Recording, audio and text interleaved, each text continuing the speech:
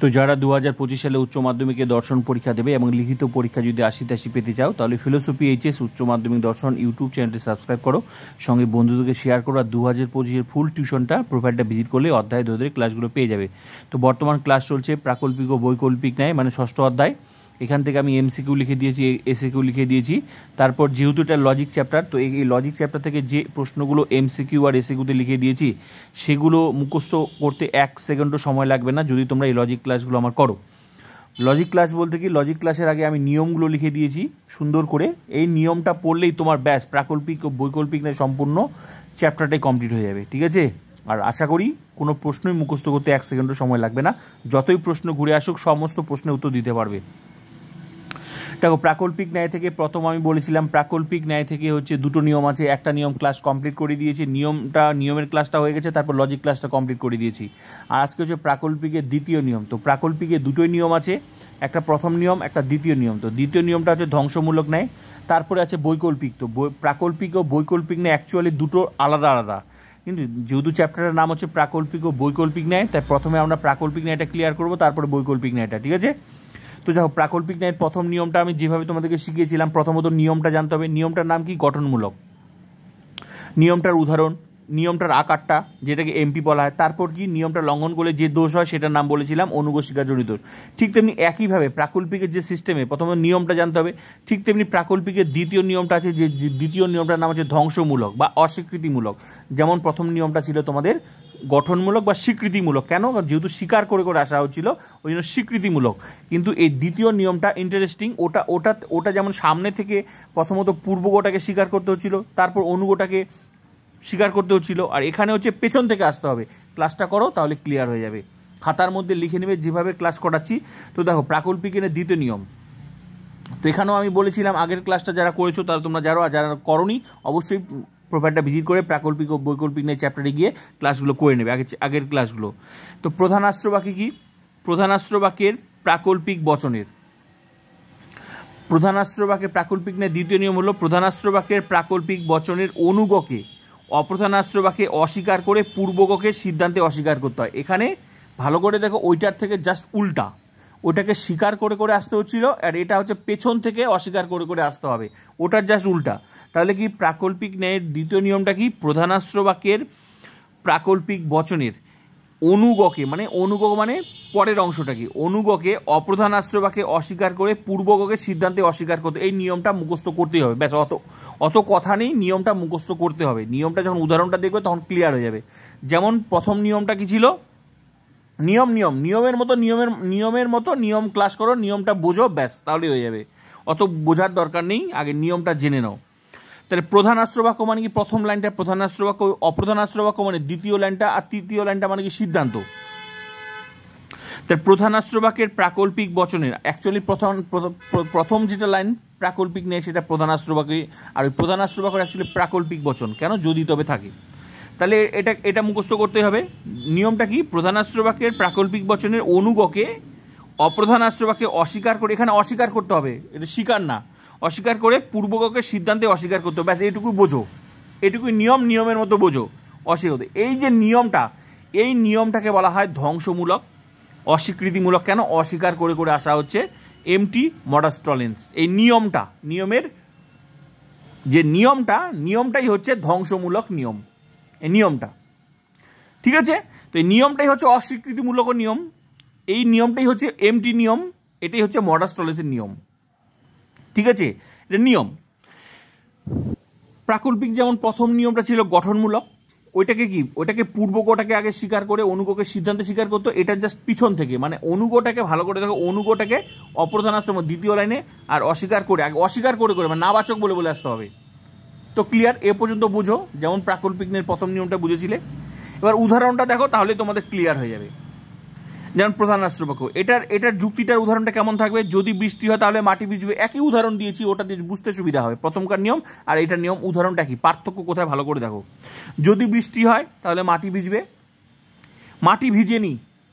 যদি বৃষ্টি হয় তাহলে মাটি ভিজবে, মানে এটা হেবাচক কথা। অপ্রধানাস্ত্র বাক্য ভালো করে তো, মাটি ভিজেনি মানে নাবাচক বলেছে, মানে অস্বীকার করেছে। কোনটা অস্বীকার করলো?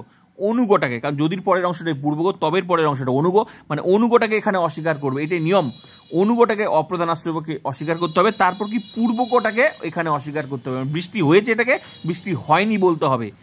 এই যে নিয়মটা দেখছো, এটা নিয়মের যুক্তির উদাহরণটা, এইটাই হচ্ছে ধ্বংসমূলক নিয়ম। ধ্বংসমূলক, এটাই হচ্ছে অস্বীকৃতিমূলক নিয়ম। এই নিয়মটাই হচ্ছে এমটি নিয়ম। এই যে এমটি নিয়ম বা মডাস টলেন্সের নিয়ম, এমটির পুরো নাম হচ্ছে মডাস টলেন্স। তো এইটাই হচ্ছে নিয়মের উদাহরণটা, মানে ধ্বংসমূলক। তো আগেরটা থেকে দেখো, এটা এই প্রধান আশ্রয় বাক্য প্রাকল্পিক নিয়ে দুটো নিয়মের প্রধান আশ্রয় বাক্যটা সেম থাকবে। কেন? দুটোই কিন্তু প্রাকল্পিক বচন। কি করে বুঝলে? যদি তবে আছে, এখানে কেন যদি তবে নেই। এই অপ্রধান আশ্রয় বাক্য সিদ্ধান্তগুলো নিরপেক্ষ বচন। কেন? এক লাইনই, যেটা কিন্তু তোমাদের আমি এমসিকিউতে লিখে দিয়েছি। প্রধান আশ্রয় বাক্যটা প্রাকল্পিক বচন কেন? যদি তবে আছে, এই জন্য এটা প্রাকল্পিক বচন। আর এগুলো কিন্তু নিরপেক্ষ বচন, এগুলো অ্যাকচুয়ালি বচন হয়, এটা কিন্তু হবে না। ঠিক আছে? তাহলে কিন্তু এখানে বচন দিতে হবে না, এখানে কোনো বচন করতে হবে না। ঠিক আছে? যা আছে তাই। তো ধ্বংসমূলকের নিয়মটা ধরা সবচেয়ে সহজ। প্রধান আশ্রয় বাক্যটা দেখবে যদি তবে থাকবে, যদি বৃষ্টি হয় তাহলে মাটি ভিজবে। এটার যদি পরের অংশটা পূর্বগ, তবের পরে অনুগ, এই অনুগ অংশটা মানে এখানকার অংশটা, এখানে যা থাকবে সেটাকে যদি দ্বিতীয় লাইনে অস্বীকার করে, যা থাকবে সেটাকে অস্বীকার, মানে এখানে যদি এখানে এখানে এখানে যা হ্যাবাচক, তো এখানে নাবাচক যদি থাকে তাহলে অস্বীকার হলো। মোট কথায় অনুগটাকে এখানে অস্বীকার করতে হবে। মাটি ভিজবে, মাটি ভিজেনি, অস্বীকার করছে। তারপর পূর্বগটাকে এখানে অস্বীকার করতে হবে। এটাই হচ্ছে নিয়ম, আর এই নিয়মের ভাষাটাই হচ্ছে ধ্বংসমূলক। ভালো করে দেখো, প্রাকল্পিক ন্যায়ের প্রথম নিয়মটা কি ছিল? পূর্বগটাকে বৃষ্টি হয়েছে, এখানে বৃষ্টি হয়টা হয়েছে বলতে হতো, হয়টা হয়ই বলতে হতো, নয় হয়টা হয়ই বলতে হতো, কিন্তু পূর্বগটাকে আগে বলতে হতো, অনুগটাকে এখানে বলতো। আর এটার হচ্ছে দ্বিতীয় নিয়মটা পেছন থেকে, প্রাকল্পিকের শুরুটা এখানে বলতো, আলটিমেটলি মাথার মধ্যে ভাসবে প্রধান আশ্রয় বাক্য, অপ্রধান সিদ্ধান্ত, এই তিনটে লাইনই ভাসবে প্রাকল্পিকের ক্ষেত্রে। প্রধান আশ্রয় বাক্যে দুটো থাকবে একসাথে, অপ্রধান আশ্রয় বাক্যে প্রথমকার নিয়মের পূর্বগটাকে এখানে বলতে হবে, অনুগটাকে এখানে বলতে হবে। আর দ্বিতীয় নিয়মটা পিছন থেকে আসবে, অস্বীকার, আগেরটা স্বীকার করে করে হ্যাবাচক, আর এটাতে অস্বীকার হবে। এখানে যা থাকবে অনুগটা এখানে অস্বীকার করতে হবে, এখানে যা থাকবে সেটাকে অস্বীকার করতে হবে। ভালো করে দেখো, যদি বৃষ্টি হয় তাহলে মাটি ভিজবে, ওই জন্য বলেছে অনুগটা মাটি ভিজেনি, তারপর বলছে বৃষ্টি হয়নি। এই উদাহরণটাই হচ্ছে ধ্বংসমূলক বা অস্বীকৃতিমূলক। কেন? অস্বীকার করে করে আসা হচ্ছে, এই জন্য এটা হচ্ছে ধ্বংসমূলক বা অস্বীকৃতিমূলক নিয়ম। ক্লিয়ার? এবার এটার যেমন উদাহরণটা থাকলো, যেমন প্রাকল্পিক নিয়ে উদাহরণ ছিল প্রথমকার নিয়মটা, ঠিক তেমনি এটা প্রাকল্পিকের দ্বিতীয় নিয়মের উদাহরণ, যেটাকে নাম ধ্বংসমূলক। এটার যদি উদাহরণটা এরকম হয়, নিয়মের উদাহরণ, তাহলে নিয়মের আকারটা কেমন হবে? আকারটা কেমন হবে? এটাকে যদি পি ধরা হয়, এটাকে যদি কিউ ধরা হয়, তাহলে এটাকে অস্বীকার করলে কি হবে? Not Q. এটাকে কি, এটাকে অস্বীকার করলে কি হবে? পূর্বগত নট পি। ভালো করে তো, এইটার আকারটা যেরকম প্রথমকার নিয়মে যেমন আকার ছিল, এটারও আকার। ভালো, যদি পি তবে কিউ, ওই যে আকার ধরা হলো, যদি রং পি তবে কিউ, যদি পি তবে কিউ। তাহলে এটাকে যদি অনুগটাকে যদি অস্বীকার করা হয়, মানে নাবাচক বলা হয়, অস্বীকার করে নয়, এটাকে নেগেশন বলা হয়। কিউ নয় মানে কি? অস্বীকার করা হলো। কিউ নয় মানে অনুগটাকে অস্বীকার করা হলো, তার মানে কিউ নয়, তারপর পি নয়। এটা হচ্ছে নিয়মের উদাহরণটার আকার, মানে গঠনমূলক, ধ্বংসমূলক বা অস্বীকৃতিমূলক এমটি। এই নিয়মটার আকারটাকে বলা এমটি। এই আকারটার নাম হচ্ছে এমটি। এই যে এমটি, এই আকারটার নাম কি? এমটি। আর এই নিয়মটার ভাষাটা হচ্ছে এটা, নিয়মের ভাষাটা এটা, আর আকারটা হচ্ছে এটা। তাহলে এটা হচ্ছে বৈধ, তাহলে এটা বৈধ, এটাও বৈধ, নিয়মের উদাহরণটাও বৈধ, যুক্তিটাও বৈধ, আকারটাও বৈধ। এটাও যেমন সেম, এইটার যেমন, এইটার মানে এটাও। যদি পি তবে কিউ, এই নয়টাকের পরিবর্তে নেগেশন ব্যবহার করা, যেটা ট্রুথ ফাংশন আমি বলে দিব। এই নয়ের পরিবর্তে নেগেশন, এটাকে নট বলা হয়, যেটা আপাতত বুঝে নাও। এই সিম্বলটাকে নেগেশন বলা হয়, নট বলা হয়। আর পি নয় মানে নট পি, তার মানে পি নয়ের মানে এটা, নট পি মানে সেম, এটার মানেও সেম। মানে এটা এইভাবে থাকলেও বৈধ, এইভাবে থাকলেও বৈধ। আর এটাকে আবার আরেকভাবে লেখা যায়, পি নাল কিউ। যদি তবের পরিবর্তে পি, এই সিম্বলটা আবার P null Q. Not Q মানে নট কি, নট কিউ আর নট পি। তার মানে এই তিনটার যুক্তিটাই হচ্ছে বৈধ। এইভাবেও আসতে পারে, এটা না দিয়ে এটাও দিতে পারে, এটাও দিতে পারে, একই যুক্তি, তিনটাই একই আকার, একই আকার। যদি পি তবে একই, যদি তবের পরিবর্তে পি নাল, আর কিউ নয়ের মানে কি, নয়টার পরিবর্তে নট, এই নয়ের সিম্বলটা নট, এইভাবে হতে পারে। তার মানে কি, কিউটাকে অস্বীকার করছে, তারপর পূর্বগটাকে। ভালো করে দেখো, এরকম যদি থাকে, প্রথমকার লাইনটা সেম থাকবে, তাই বলে তুমি সেম না। প্রাকল্পিক নিয়ে দুটোই নিয়ম, দুটোই নিয়মের পার্থক্য বুঝতে পারবে। সেম থাকবে যদি দেখো যে দুটোর মধ্যে অনুগটাকে অস্বীকার করছে, যা আছে অস্বীকার, নট মানে অস্বীকার করলো, পূর্বকটা কেন অস্বীকার করলো? তাহলে তার মানে এটা দ্বিতীয় নিয়মের কথা বলছে, তার মানে এটা বৈধ। মানে এই আকারটার নাম হচ্ছে এমটি। এমটি, এই যে এমটি, এটা উদাহরণটা, এটা নিয়মটা, আর নিয়মের আকারটা এটা একই যুক্তি এটাও। তো আশা করি এগুলো আমি লিখে দিয়েছি। এবার আশা করি এই প্রশ্নগুলো যখন এমসিকিউতে পাচ্ছ ক্লিয়ার হয়ে যাচ্ছে, তারপর যখন লজিক ক্লাস করাবো আরও ক্লিয়ার হয়ে যাবে। তো ক্লিয়ার হয়ে গেল, যেমন প্রথমকার নিয়ম গঠনমূলকের নিয়মের উদাহরণ ছিল, আকার ছিল, ঠিক তেমনি ভালো করে দেখো আগের ক্লাস এটার ক্লাস দেখো, এটার জাস্ট উল্টা। অনুগটাকে আগে অস্বীকার করছে, তারপর পূর্বগটাকে অস্বীকার করছে, একই যুক্তি। ক্লিয়ার? এটা সেম, মানে তিনটার মানে একই, তিনটাই বৈধ। ক্লিয়ার? তাহলে এটা নিয়মটা হলো, ধ্বংসমূলক নিয়মটা হলো, এটা নিয়মটার আকারটার নাম হচ্ছে এমটি। ক্লিয়ার? এবার কি এটাকে তাহলে এটার উল্টাটা কি হবে? এটা নিয়মের ভাষা, এটার উল্টাটা কি? যেটা নিয়ম পালন না করলে যেটা দোষ হয়ে যাবে, তাহলে নিশ্চয়ই এটা আলাদা হয়ে যাবে।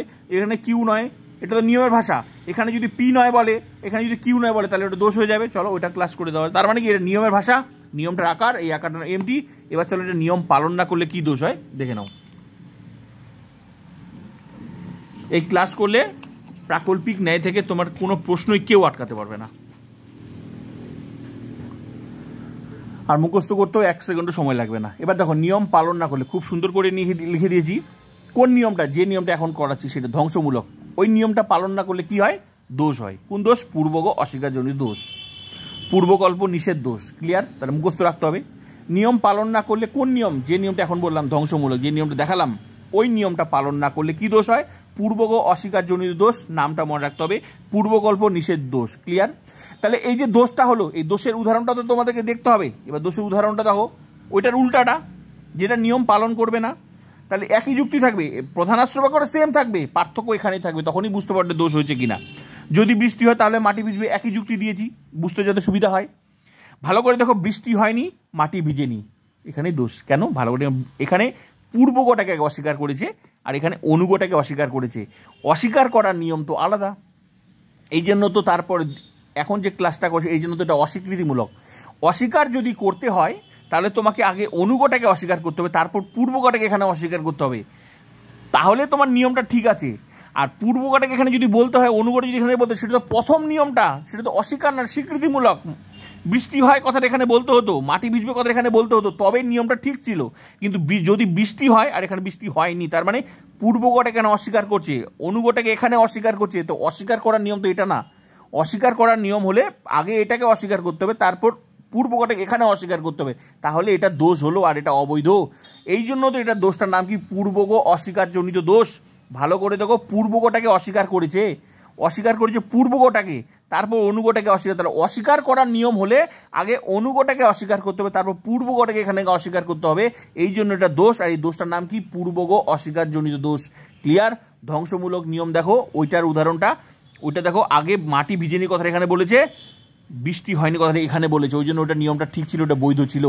আর ওইটার উল্টাটা, এটা আগে পূর্বগটাকে অস্বীকার করলো, অনুগটাকে এখানে অস্বীকার করলো, তাহলে এটা দোষ। ক্লিয়ার? পূর্বগটাকে যেহেতু অস্বীকার করেছে আগে, অনুগটাকে এখানে অস্বীকার জন্য পূর্ব অস্বীকারজনিত দোষ। তাহলে ক্লিয়ার হয়ে গেল? এবার এটার কি? তাহলে এবার এটার উদাহরণটা, এটার যেটা, এটা অবৈধ, এটা অবৈধ যুক্তি। এটা হচ্ছে পূর্বগ অস্বীকারজনিত দোষের উদাহরণ যদি বলে, তাহলে এরকম উদাহরণ দিতে হবে, মানে পূর্বগটাকে অস্বীকার করতে হবে, তারপর অনুগটাকে অস্বীকার, এটা দোষ। ধ্বংসমূলক যে প্রথম যে নিয়মটা, এখন যে ক্লাসটা করালাম, যে ক্লাসটা ধ্বংসমূলক নিয়মে যে উদাহরণটা কি ছিল, যদি বৃষ্টি হয় তাহলে মাটি ভিজবে, মাটি ভিজেনি কথা এখানে বলেছিল, আর বৃষ্টি হয়নি কথা এখানে বলেছিল, ওটা নিয়ম ছিল ধ্বংসমূলক নিয়মের, এটাকে অস্বীকৃতিমূলক নিয়মও বলা হতো। ওইটার উল্টাটা এটা, এখানে দেখো অস্বীকার তো করলো, কিন্তু পূর্বগটাকে অস্বীকার করলো, অনুগটাকে অস্বীকার করলো না। অস্বীকার করতে গেলে দ্বিতীয় নিয়মটা পালন করতে হবে। দ্বিতীয় নিয়ম মানে আগে অনুগটাকে এখানে অস্বীকার করতে হবে, পূর্বগটাকে এখানে অস্বীকার করতে হবে, তাহলে ঠিক ছিল। কিন্তু অস্বীকার তুমি করেছো ঠিকই, কিন্তু পূর্বগটাকে অস্বীকার করতে হবে। পূর্বগটা তো অস্বীকার না, পূর্বগর নিয়ম তো কি? পূর্বগটা স্বীকার করতে হয়, তারপর অনুগটা স্বীকার, তাহলে নিয়মটা ঠিক ছিল। প্রথম নিয়মটা প্রাকল্পিক ন্যায়ের প্রথম, যেটা গঠনমূলক, স্বীকৃতিমূলক। যদি বৃষ্টি হয় তাহলে মাটি ভিজবে, প্রথম যে ক্লাসটা করিয়েছি নিয়মটা, বৃষ্টি হয়েছে অতএব মাটি ভিজেছে, সেটা নিয়ম ছিল প্রথম, তাহলে ঠিক ছিল। কিন্তু তুমি এখানে অস্বীকার করছো, অস্বীকার করলে দ্বিতীয় নিয়মটা পালন করতে পারে, যদি পালন না করে তাহলে এই দোষ হয় পূর্বগ অস্বীকারজনিত দোষ বা পূর্বকল্প নিষেধ দোষ। এই জন্য তো পূর্বগটা অস্বীকার করেছে বলেই এই জন্য দোষটার নাম হলো পূর্বগ। অস্বীকার করতে গেলে আগে এটা বলতে হবে, তারপর এটা বলতে হবে। তো যেহেতু অস্বীকার করছে পূর্বগটা, এই জন্য এটা পূর্বকল্প নিষেধজনিত দোষ বা পূর্বগ অস্বীকারজনিত দোষ। ক্লিয়ার? তো এটার উদাহরণটা তাহলে কী হবে? এখানে যদি পি ধরা হয়, এখানে কিউ ধরা হয়, তাহলে কোনটাকে অস্বীকার করলো? নিশ্চয়ই পি নট, তো কিউ নট। তাহলে এটার উল্টা ভালো করে দেবো, এটা অবৈধ, এটা অবৈধ। ভালো করে দেবো, যদি পি তবে কিউ। ওই যে পি নয় বলতে গেলে তোমাকে আগে পি নয় বলতে হবে না, কিউ নয় বলতে হবে, তারপর পি নয় বলতে হবে। তো এটার উদাহরণটা ভালো, এই আকারটা হচ্ছে অবৈধ। তার মানে এটা পূর্বগ অস্বীকারজনিত দোষের আকারটা, যে দোষটা দেখলে এটার আকার, তার মানে এটা অবৈধ। এটা কোন নিয়মটা লঙ্ঘন করলো? এমটি নিয়মটা। এখন যে ক্লাসটা করো সেই নিয়মটা লঙ্ঘন করলে যে দোষটা হয় তার আকারটা এটা। তার মানে এই যে এমটি নিয়ম লঙ্ঘন করলে যেটা দোষ হয়, এখন যে ক্লাসটা করো সেটা এমটি নিয়ম, ওই নিয়মটা লঙ্ঘন করলে এই দোষটা হয়, আর ওই দোষের উদাহরণ এটা, আর ওই দোষের আকারটা হচ্ছে এটা। যদি পি তবে কিউ, অ্যাকচুয়ালি বলা উচিত ছিল কিউ নয়, বলা উচিত ছিল পি নয়, মানে আগে এখানে নয় বলা, এই অনুগটাকে অস্বীকার করতো, পূর্বগটা অস্বীকার করতো, তার উল্টা বলছে পি নয় বলছে কিউ নয়। তো এটা হলো এই দোষের উদাহরণ। যদি পি তবে কিউ একই ব্যাপার, নট পি নট কিউ একই ব্যাপার। ভালো করে দেখো, পূর্বগটাকে অস্বীকার করছে, অনুগটাকে এখানে অস্বীকার, একই ব্যাপার। এটার পরিবর্তে যদি পি তবে কিউর পরিবর্তে P null Q, not P not Q, তার মানে পুরোটাই অবৈধ। আর এই অবৈধটা ভালো করে দেখো, পি নয় বলছে মানে পূর্বগটাকে অস্বীকার করছে, তারপর অনুগটাকে অস্বীকার করছে। প্রধানাস্ত্র বাক্যের নিয়মটা ভালো করে দেখো, এখানে পালন হচ্ছে না। নিয়মটা কি? প্রধানাস্ত্র বাক্যের প্রাকল্পিক বচনের অনুগকে অপ্রধানাস্ত্র বাক্যে অস্বীকার করে পূর্বগকে সিদ্ধান্তে অস্বীকার করতে হয়। কই অস্বীকার করলো? অনুগকে এটা অপ্রধানাস্ত্র বাক্য, এটা দ্বিতীয় লাইন, এটা তৃতীয় লাইন। অপ্রধানাস্ত্র বাক্যে অনুগকে অপ্রধানাস্ত্র অস্বীকার করতে হয়। কই অস্বীকার করলো? কিউটাতে এখানে কিউ নয় বলতে হতো, পিটা পিউ নয় বলতে হতো, বলেনি তো। প্রথমকার নিয়মটা দেখালাম সেটা পালন ছিল। আর এবার দেখো ওইটার উল্টাটাই হচ্ছে এটা। এই শুরুতে ভালো করে দেখো, এই দেখো এটা নিয়মটা ছিল, আর এটা নিয়মের জাস্ট উল্টা। এই যে দেখলে যে ধ্বংসমূলক, এটা দ্বিতীয় নিয়মটা, এখন যেটা ক্লাস করাচ্ছি ধ্বংসমূলক, এই নিয়মের উদাহরণটা। আর এটা হচ্ছে এটা এমটির নিয়মটা, এই আকারটাকে তো এমটি বলে। তো এটা নিয়ম পালন করছে। প্রধানাস্ত্র, ভালো করে দেখো, এই যে প্রধানাস্ত্র বাক্যের প্রাকল্পিক বচনের অনুগকে অপ্রধানাস্ত্র বাক্যে অস্বীকার করে পূর্বক সিদ্ধান্তে অস্বীকার করতে হয়। ভালো করে দেখো, প্রধানাস্ত্র অ্যাকচুয়ালি প্রধানাস্ত্র এটা প্রধানাস্ত্র বাক্যে অনুগকে, যদি পরের অংশ পূর্বক তবে পরের অংশকে অনুগ বলা হয়। অনুগকে অপ্রধানাস্ত্র অস্বীকার করে, হ্যাঁ তো কিউ, আর কিউ নয় অস্বীকারই তো করলো, অনুগটাকে অস্বীকার করলো, তারপর পূর্বকটা অস্বীকার করতে হয়। এটাই তো নিয়ম। তো নিয়মটা ঠিকই তো আছে, একই তো ব্যাপার। প্রধানাস্ত্র এটাও একই, কিউ নয়, নট কিউ মানে কি? অস্বীকার করছে। নট মানে এটা নট কিউ মানে এটাকে অস্বীকার করলো, কিউটাকে অস্বীকার করলো, তারপর পিটাকে অস্বীকার করলো। এটা নিয়ম ঠিক আছে, একই ব্যাপার। যদি এই লাইনটার যদি তবে পরিবর্তে P null Q, not Q অথবা নট পি, তিনটাই দেখো এটা নিয়মটা পালন হয়েছে। এটা হচ্ছে ধ্বংসমূলক। এই নিয়মটার আকারটার নাম হচ্ছে এমটি। ক্লিয়ার? তো এইটার উল্টাটা কি? ওটা, তার মানে যেটা দোষ হলো এটা। ভালো করে দেখো, যদি পি তবে কিউ, পি নয় বলছে যখন, তাহলে তোমাকে আগে এটা অস্বীকার করতে হবে, তারপর এটা অস্বীকার, তাহলে ঠিক ছিল। নয় যখন বলবে, এটা তো এই তিনটা লাইনই তো সেম থাকবে, যদি তবের পরিবর্তে এটাও ব্যবহার হয়। এই জন্য পরীক্ষায় যে এটা থাকবে তা না, এইভাবেও থাকতে পারে, এইভাবে থাকলেও একই উত্তর, এইভাবে থাকলেও একই উত্তর, এটাও একই উত্তর। আলটিমেটলি তিনটেই অবৈধ। আর এই তিনটাই হচ্ছে এমটি নিয়ম লঙ্ঘন করেছে। প্রথম এই এখন যে ক্লাসটা করে ধ্বংসমূলক, এই নিয়মটার নাম হচ্ছে এমটি। এই যে দোষটা দেখলে, এটা নিয়ম লঙ্ঘন করলেই তো এই দোষটা হচ্ছে। আর এই নিয়মের উদাহরণটা এটা, যুক্তিটা উদাহরণটা এটা, আর এর আকারটা এটা। আশা করি ক্লিয়ার হয়ে গেল। তো প্রাকল্পিক ন্যায় দুটো নিয়মে ক্লিয়ার। তার মানে এই যুক্তিটা যদি এবার বলে বৈধ না অবৈধ, তাহলে এটা অবৈধ। এই আকারটার নাম কি? এমটি। সরি, এই আকারটা কোন দোষের উদাহরণ? এটা হচ্ছে এই যে পূর্বক অস্বীকারজনিত দোষের আকার। ক্লিয়ার? তার মানে এটা অবৈধ। তার মানে কিন্তু এটা এমটির নিয়ম না, এটা এই আকারটার নাম আবার এমটি না, কিন্তু আকার এর যে নিয়ম যেটা পালন করছে সেটার আকারটার নাম এমটি। আর এই এমটির আকারটা লঙ্ঘন করছে মানে এটা অবৈধ। তো ক্লিয়ার? তো প্রাকল্পিক ন্যায় দুটো নিয়মে ক্লিয়ার। এরপরে শুধু থাকলো একটাই বৈকল্পিক ন্যায়। তো এরপর আমি লজিক ক্লাস করাবো, এটা দেখবে আরও জলের মতো ক্লিয়ার হয়ে যাবে। প্লিজ শেয়ার করবে। আর 2025 ফুল টিউশনটা প্রোফাইলটা ভিজিট করে অর্থাৎ পেয়ে যাবে। সবাইকে ক্লাস করার সুযোগ করে দেবে।